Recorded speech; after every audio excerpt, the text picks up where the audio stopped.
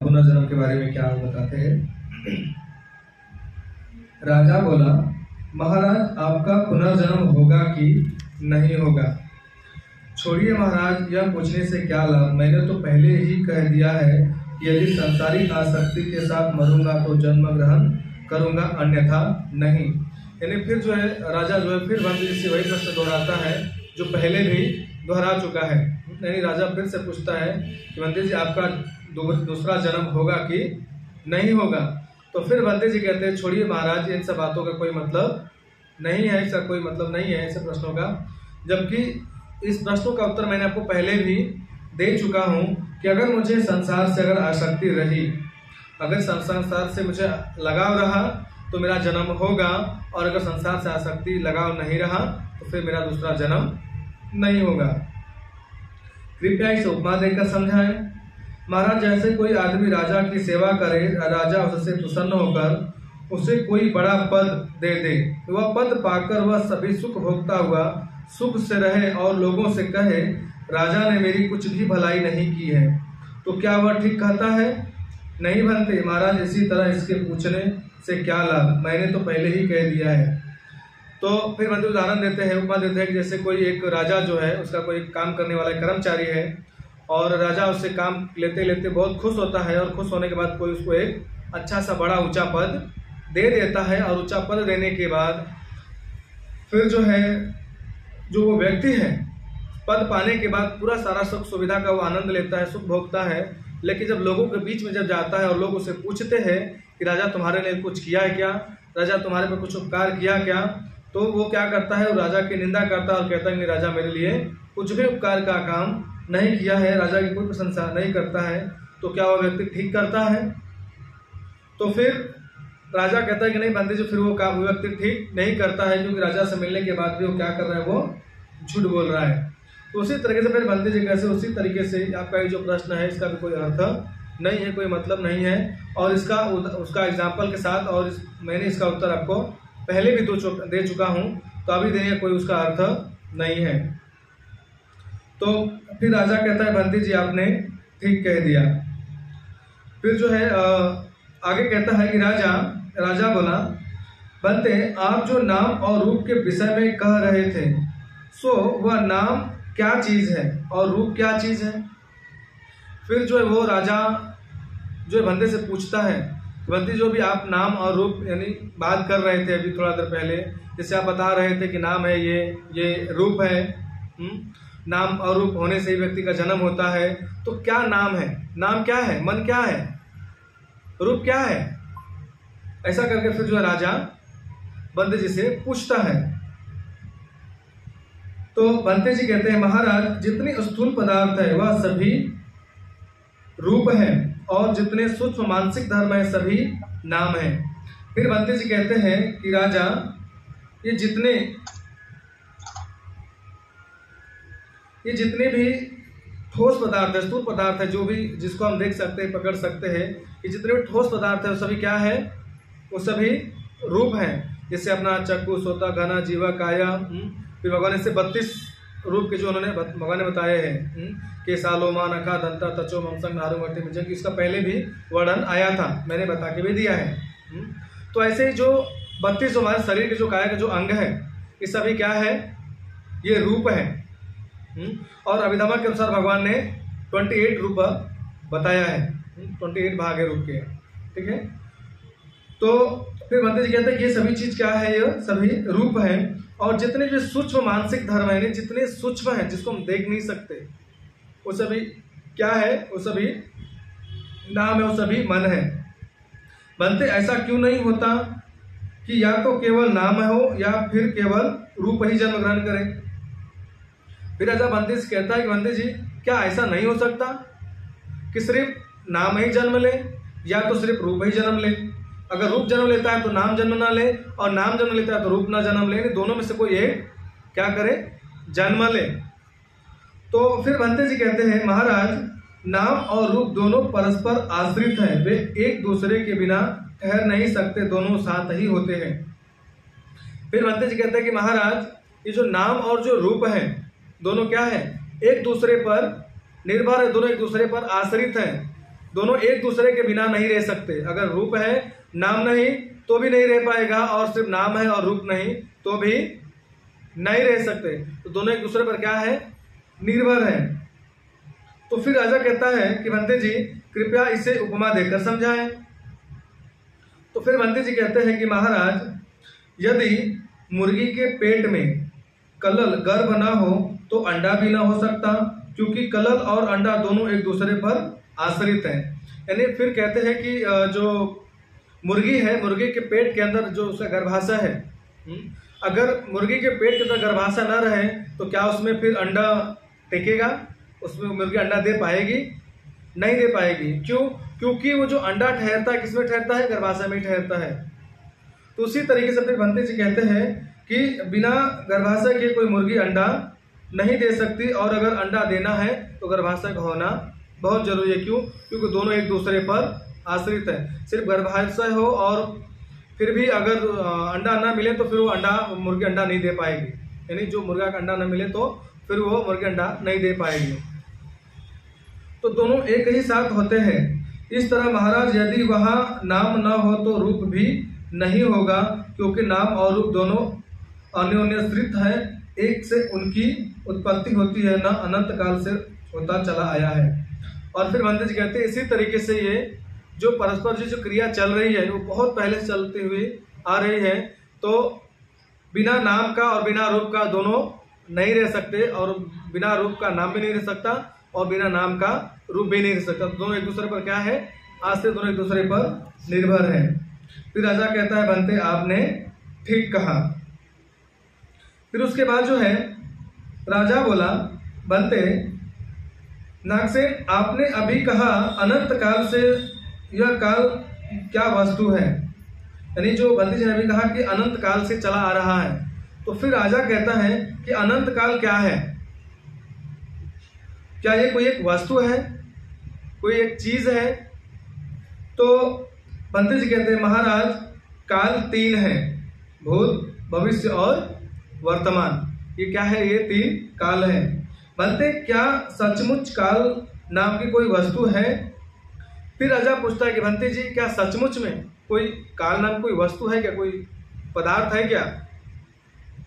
तो बंते जी कहते हैं महाराज काल कोई वस्तु है और नहीं भी। यानी फिर बंते जी कहते हैं कि जिस काल को हम बात कर रहे हैं वो काल कोई वस्तु है भी और कोई वस्तु नहीं भी है।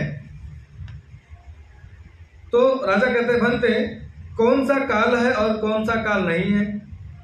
फिर राजा पूछता है कि कौन सा काल है और कौन सा काल नहीं है?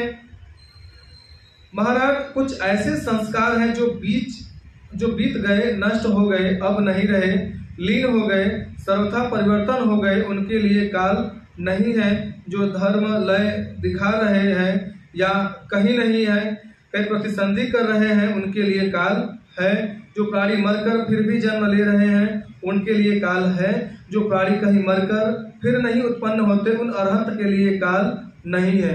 सो यहाँ परम निर्वाण को प्राप्त हो गए उनके लिए भी काल नहीं है। निर्वाण पाने के बाद काल कैसा? बंते नागसेन आप ठीक समझाया। फिर बंते जी कहते हैं कि महाराज काल है भी और काल नहीं भी है। तो फिर वो पूछता है किसके लिए काल है और कैसा काल है, क्या काल वास्तव में कोई वस्तु है? तो फिर बंते जी कहते हैं कि महाराज काल उन व्यक्तियों के लिए है जिनके मन में अभी संसार के प्रति पूर्ण रूप से आसक्ति बनी हुई है और जिन्होंने अभी तक निर्वाण को प्राप्त नहीं किया, जिन्होंने अभी भी आसक्ति में लगे हुए फंसे हुए हैं, तो ऐसे व्यक्ति के लिए काल है। लेकिन जो व्यक्ति इस आसक्ति से मुक्त हो गया है, जो अरहंत बन गया है, जो निर्वाण को प्राप्त कर लिया है, ऐसे व्यक्ति के लिए काल नहीं है। उनके लिए काल क्या हो गया है? खत्म हो गया। और अरहंतों के लिए काल कैसा? क्योंकि उनका कर्म में कोई फल ही नहीं है, वो जन्म ही नहीं लेने वाले हैं, तो फिर उनका काल होगा क्या, उनका समय होगा क्या, यानी आने वाला समय होगा क्या उनका, जब जन्म ही नहीं होगा। तो इसलिए फिर बंते जी कहते हैं कि जो आसक्ति में लगे हुए हैं तो उनका जन्म तो होना ही होना है। जब उनका जन्म होगा तो उनके लिए काल है, उनके लिए समय है। लेकिन जो अरहंत बन गए वो भी क्या हो गया? पूर्ण रूप से वो मुक्त हो गए हैं।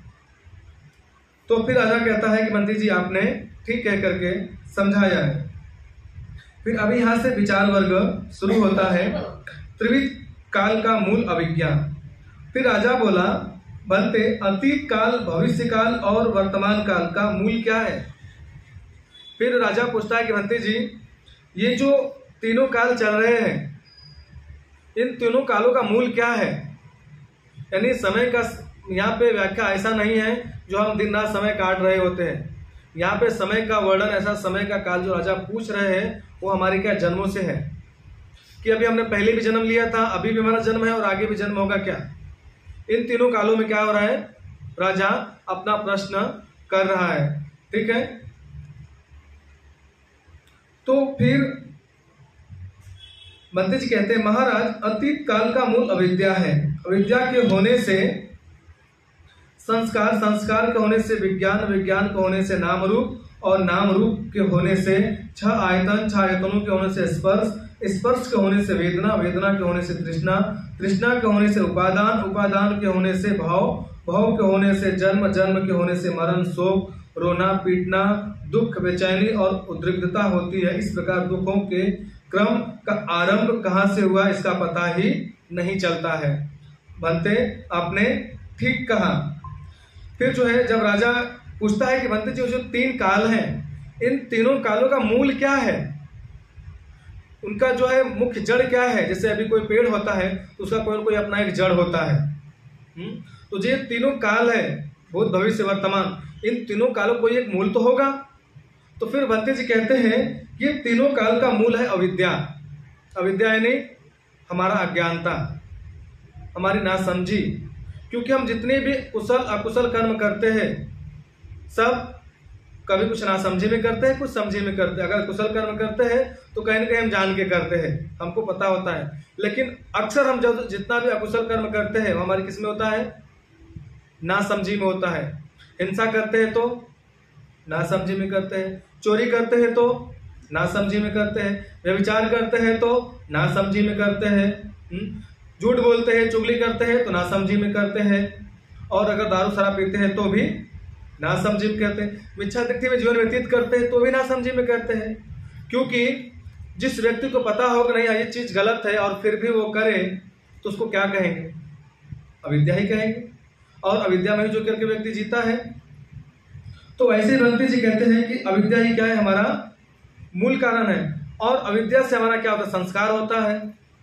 जैसे अभी शराब पीने वाला शराब पीता है तो अज्ञानता से पीता है। अब संस्कार क्या होते हैं? जब शराब पीता है तो शराब पीते भी तो क्या करता है? वो अपना कर्म का आविष्कार करता है, अपने कर्म को बनाता है वो। फिर उसके बाद जो है जब संस्कार बनते हैं तो फिर विज्ञान उत्पन्न होता है। फिर जब विज्ञान होता है तो फिर नाम रूप होता है। यानी जब अज्ञान होता है, संस्कार होता है, संस्कार से फिर विज्ञान होता है, फिर विज्ञान से नाम रूप, यानी फिर हमारा जो है हमारा पुनर्भन होता है। फिर हमारा जो है क्या होता है? फिर से हमारा जन्म होता है। फिर से जब जन्म होता है तो फिर हमारी छह आयतन आती है। यानी जो हमारा छह आयतन क्या है? चक्षु, श्रोता, घ्राण, जीवा, काया, मन। व्यक्ति जब जन्म लेता है तो छह आयतन के साथ ही पैदा, छह इंद्रियों के साथ ही पैदा होता है। जब छह इंद्रियां लेकर फिर जब हम पैदा होते हैं तो फिर एक छह इंद्रियों से हमारा स्पर्श भी होता है।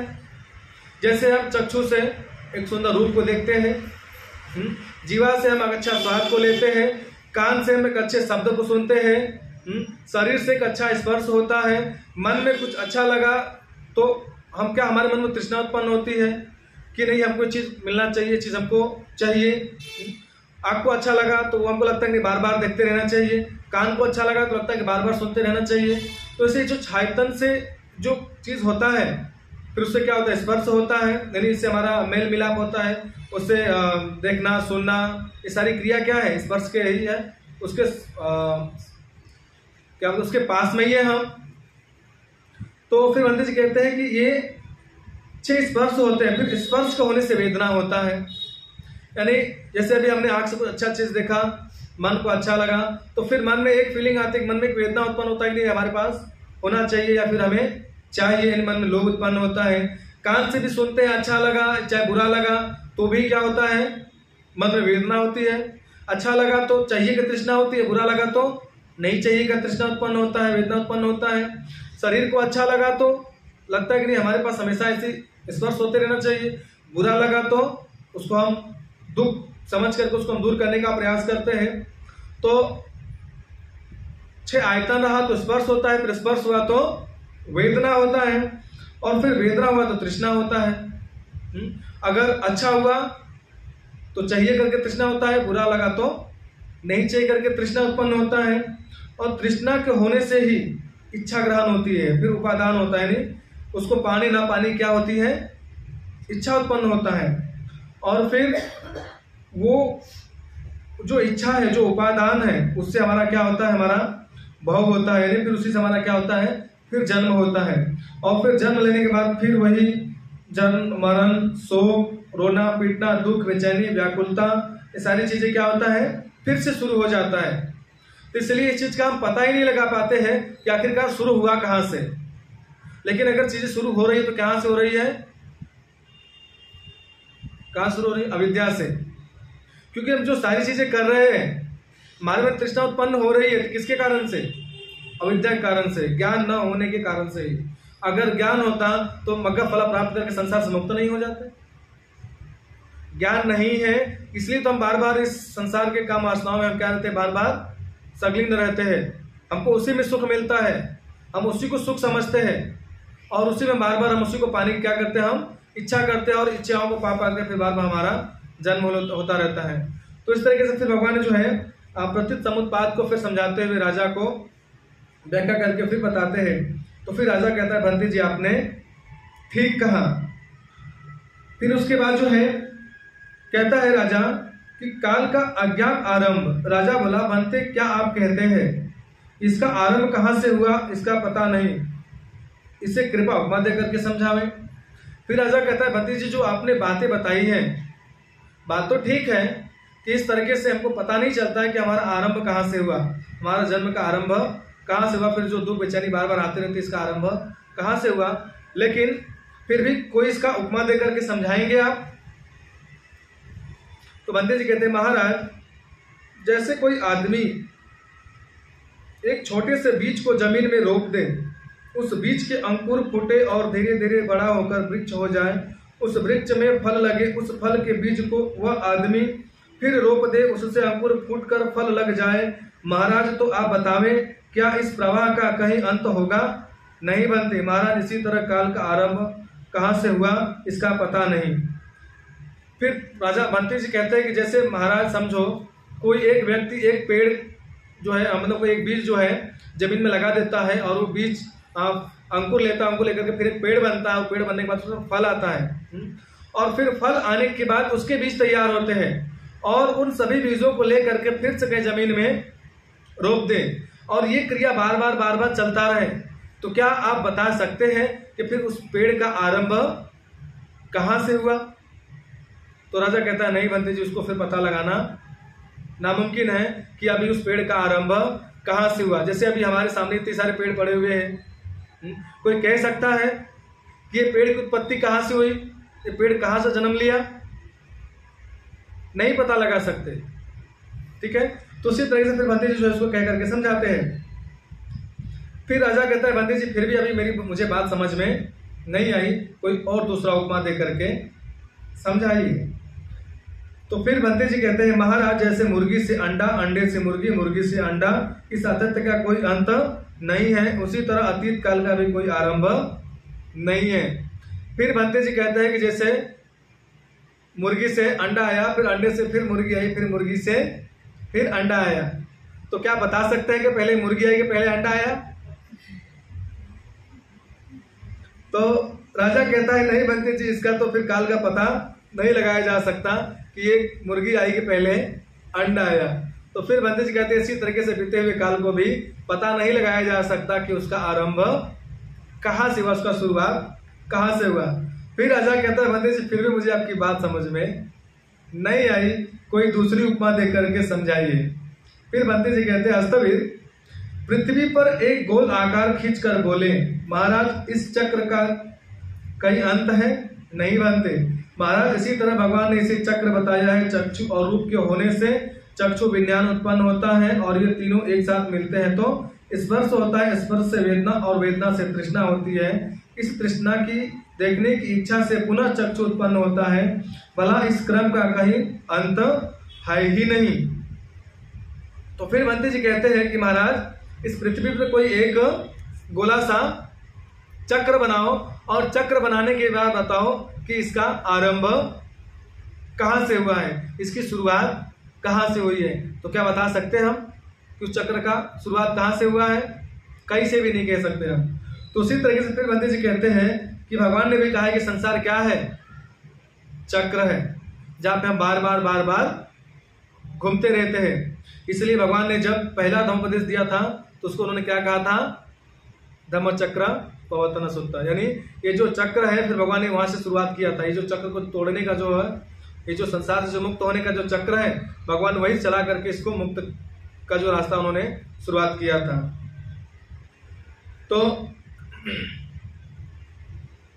फिर बंते जी कहते हैं उसी तरह का चक्षु है, जब आंख है तो आंख से फिर हम रूप को देखते हैं, फिर रूप से देखते हैं तो फिर हमारे मन में जो है विज्ञान उत्पन्न होता है, वेदना उत्पन्न होता है, फिर स्पर्श होता है, फिर स्पर्श से वेदना होता है, और फिर वेदना से तृष्णा, फिर तृष्णा से फिर देखने की इच्छा, फिर ऐसी करके फिर जो बार बार ये क्रम जो है चलते रहता है।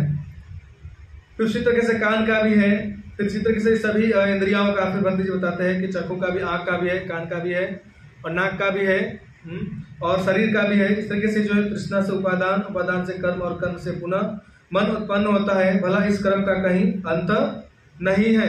महाराज इसी तरह काल को अब आरंभ होता है, इसका पता नहीं चलता है। बंते आपने ठीक कह करके समझाया। फिर बंते जी कहते हैं कि इसी तरीके से इस काल का आरंभ कहां से हुआ उसका पता लगाना बड़ा ही मुश्किल है। फिर आरंभ काल का ज्ञान। फिर राजा बोला, भंते आप जो कहते हैं आरंभ कहां से होता है इसका पता नहीं, सो यह आरंभ क्या है? फिर राजा पूछता है कि भंते जी अभी आपने कहा कि इस काल का आरंभ कहां से हुआ पता नहीं चलता है, तो फिर ये आरंभ क्या है? यानी देखिए वो राजा जो है भंते जी को उलझाने के लिए कितना निरंतर प्रयास कर रहा है वो, कि उनके प्रश्नों में प्रश्न पूछ रहे, कहीं से भी उलझ करके फिर वो क्या हो जाए, वो निरुत्तर हो जाए और फिर मैं कहूं कि मैं विजयी हो गया। तो फिर पूछ रहा है कि ये आरंभ क्या है, आरंभ कहां से होता है? तो फिर बंते जी कहते हैं महाराज जो भूतकाल है वही आरंभ है। यानी फिर बंते जी कहते हैं कि जो भूतकाल है वही आरंभ है, यानी जो बीत गया क्या होता है वहीं से आरंभ होता है। और बंते या जो यह कहते हैं आरंभ का पता नहीं लगता, वो आरंभ किसी भी आरंभ का पता नहीं लगता महाराज, किसी का भी पता नहीं लगता और किसी का नहीं। फिर बंते जी कहते हैं कि महाराज नहीं, राजा कहता है भंते जी आप जो कहते हैं आरंभ का पता नहीं लगता, तो क्या किसी भी का आरंभ पता नहीं लगता? यानी फिर राजा कहता है कि भंते जी किसी भी चीज का पता नहीं लगता कि वो आरंभ कहां से हुआ था? तो फिर भंते जी कहते हैं कि नहीं, किसी भी चीज का पता नहीं लगता कि वो आरंभ कहां से हुआ था। बनते किसका पता लगता है और किसका नहीं? फिर राजा पूछता है अब किसका पता लगता है और किसका नहीं पता लगता है? महाराज पहले कभी अविद्या सर्वथा ही नहीं थी, ऐसे आरंभ का पता नहीं लगता। यदि कोई वस्तु न होकर हो जाती है और कोई होकर नष्ट हो जाती है तो ऐसे आरंभ का पता लगता है। बनते यदि कोई वस्तु न होकर हो जाती है और कोई वस्तु होकर नष्ट हो जाती है तो इस तरह दोनों ओर से काटी जा कर क्या उसकी कोई स्थिति हुई? महाराज हाँ, यदि वह दोनों ओर से काटी जाकर दोनों ओर बढ़ने लगे, बनते मैं नहीं पूछता वह आरंभ से जहाँ से कटा है वहां से बढ़ सकता है या नहीं? हाँ बढ़ सकता है, कृपया इसी बात का उपमा देकर समझावें। अस्तवे ने उससे बीज और वृक्ष की उपमा देकर कहा वे स्कंद दुख प्रवाह के बीच हैं। यानी फिर राजा पूछता है कि आरंभ कहाँ से हुआ?